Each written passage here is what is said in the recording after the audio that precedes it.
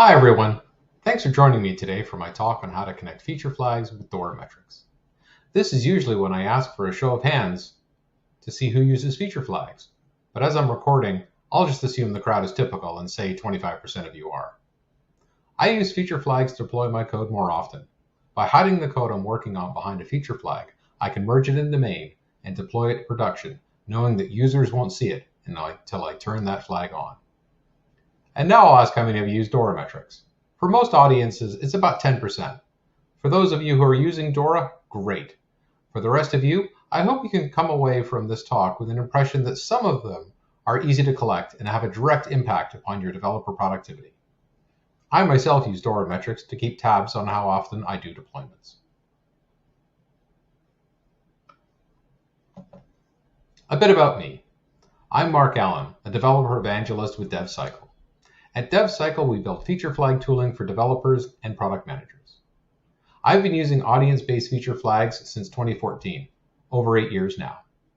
In my job, I get to talk to people each day about ways they can improve their development processes and how feature flags can help with that. For me, using feature flags is the only way to safely do continuous deployment. Without it, it's like deploying software without a net. My talk today is about the journey of adopting feature flags and how DORA metrics can be used to track their effectiveness. So where do we start our journey? I think we can all agree that we want to deploy our software more often. We want our users to be able to see the new features that we've been working on, and they want us to fix those annoying little bugs that we gave them in the last release. Feature flags can help improve my team's developer productivity and development process through how they get code into production, allowing us to move to a trunk-based version control strategy, how we can debug issues, and it gives product managers the ability to target features to specific user groups so they can get early feedback. The easiest way to get started using feature flags is with a new component. This way I don't have to wait for it to be fully and completely tested in order for me to merge it into main and deploy it into production. I can take a piecewise approach to building it. I can start with the front end and then build out the back end, all while merging it into deployment and deploying it into production. My personal experience with this was with my previous role where I was head of engineering for Taplytics, the makers of DevCycle. When I joined, we were releasing software every couple of months. The first thing I did was implement a feature flag on the new component we were building, and right away the team was deploying every week. I like to think of this as the genesis of DevCycle at Taplytics. This all sounds good in theory, but how do we actually measure the impact of feature flags on our development process? So let's take a look at DORA metrics. DORA metrics have been around for a while, about the last 8 years. So let's go through them quickly. Deployment frequency tells us how often we deploy our code to production. Lead time for change tells us how long it takes that new piece of code to get into production. Mean time recovery, how long it takes for an issue which impacts a customer to become usable again. Change failure rate, how often a deployment impacts the running of a system. Collecting metrics is a team-wide exercise, from development to site reliability engineers to support and operations. Key to success is how to define each metric and where the data is to be collected from. For example, one of my customers uses service level objective metrics, which are set up in their monitoring services. Then they use mean time to recovery is derived from the SLO by using the total duration of an SLO violation, basically from the time that you dip below SLO to when it comes back above. It's also important to formalize agreement between businesses, development, SRE teams, so they can prioritize issues that impact any of the metrics. This way, teams are focusing on issues that negatively impact DORA metrics. So what do we want out of DORA metrics? The goal of collecting DORA metrics is to measure the performance of software delivery against industry standards. This is the standard chart that is given to us from the group researching DORA at Google. Once you start collecting DORA metrics, you can focus in on one which will have is the lowest and looking for ways to improve them. Hint, Feature flags are one way to help all of these. Here we see that an elite team deploys their software in production multiple times per day, while a medium team only releases once a month. Most of the team I've worked with start with metrics that are mostly medium, and maybe one high or elite metric. Metrics are great, but how do we get this data? What I really like about using DORA metrics to measure my team's effectiveness is that the data comes from tools we are already using. The CI/CD pipeline gives us deployment frequency. It's easy to log each time a release to production is executed. Source control gives us lead time by tracking the time from when a branch is created to when it is merged into main and finally deployed to production. Monitoring and observability gives us mean time to recovery and change failure rate. Putting it all in a dashboard is a great way to show everyone how you're doing. Leveraging off existing tools to get the metrics is one of the key selling points for DORA inside any organization. I already have the data. I just need to surface it.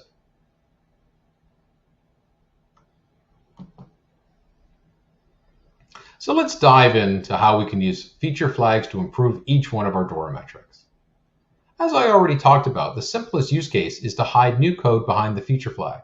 This allows me to deploy my code to production even though it's not completed, because I know it's hidden from users. The way I like to look at this is I release the code to myself just to make sure it works, then to my team so that I make sure it works with the pieces that they're working on, then to my product manager to make sure that it works the way that they're looking for it, and then I let them slowly release it out to our users. This will also have a positive impact upon my lead time for change. Once I've finished a task, I merge it into main and off it goes to production. I don't have to wait for other dependencies to be completed. I might have a series of tasks that all depend upon each other in order to complete an overall feature. By using feature flags, my lead time for change is decreased because each task goes into production. I don't have to wait for everything to be done. The best place to test is in production, but this can be a scary proposition for some teams. However, production is the only place where you have the user data and system load to really test out your feature. Feature flags can have an impact upon mean time to recovery through allowing us to turn off features once they break a system. I don't have to figure out the problem, fix it, and deploy a new release. I just need to turn off the feature flag. It also helps you debug the issue by allowing you to turn it on just for a small set of users, allowing you to figure out exactly where the problem is and then create a fix for that while not impacting all the users on your site.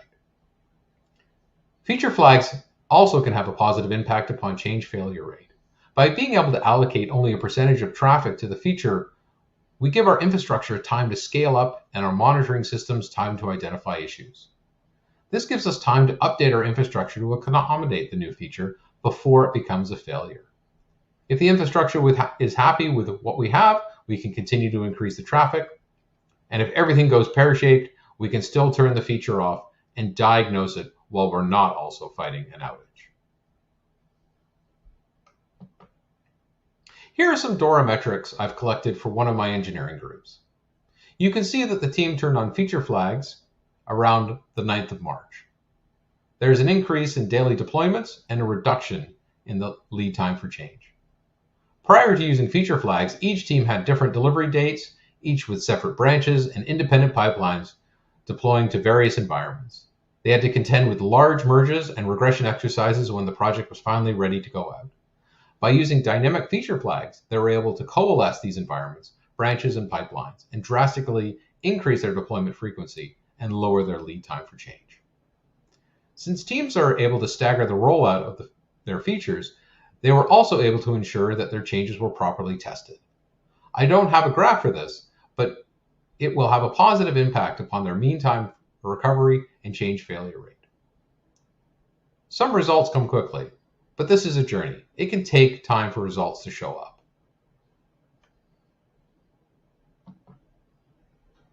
Here are some things that we learned along the way. Have something to work towards. Any team looking to adopt feature flags in their workflow should also adopt the way to measure the success and effectiveness of feature flags. DORA metrics, specifically deployment frequency and mean time to recovery, give engineering managers and team leads the data they need to both motivate their team members to use feature flags and provide a rationale to their organization on why feature flags are effective. When I enabled feature flags at Taplytics, I was able to show everyone that they had a direct impact upon our development frequency chart. Results can take a long time. Collecting DORA metrics can take time to perfect. Keep up the work. It will pay off. Few people have mastered DORA. Getting good DORA metrics for an organization is relatively a new thing. There's lots of internal learning that needs to go on. DORA can challenge you to identify any inefficiencies in your workflow. You need to think through what constitutes a failure and a recovery, and come up with options to improve our metrics. Feature flags have been the key place to facilitate this and provide us with a pathway to become more efficient, delivering faster and getting closer to a DORA elite team status. Developer buy-in is crucial.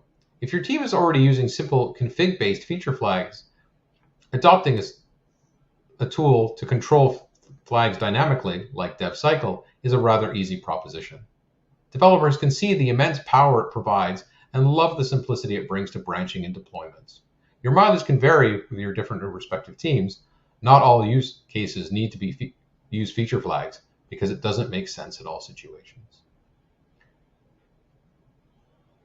External buy-in. It's critical in order to get external teams to allow you to do more frequent deployments. Not everybody thinks it's a great thing. MTTR is hard. Getting the right metric for your organization can be difficult to determine and then collect the data. It's the hardest DORA metric to collect and manage. There are still problems that remain. If you have any answer to these questions, please feel free to reach out to me in the Q&A or directly on Twitter. External buy-in from the gatekeepers, and trust me, there are many in most organizations. You have to ensure that risk, compliance, and security teams are all on board. I would love to find out how you got through these approvals and what process looks like in your organization to get the changes out to production using CI/CD and feature flags. Continuous investment is critical for the success of DORA. How do you convince businesses to continuously invest in the process of collecting the data? Meantime recovery is hard. Some of the customers I work with use SLO. Are there other ways and other methodologies of collecting this data? Would love to hear from people about this. This QR code will take you to DevCycle where you can sign up for a free account. I hope you've come away from this talk with how feature flags can have a direct impact upon your DORA metrics. Increasing deployments by hiding new code, decreasing lead time by staggering releases, decreasing mean time to recovery by turning off broken features, and reducing change failure rate by slowly scaling up infrastructure and allowing it to catch up. Thank you very much for your time today. I hope you learned something from my talk.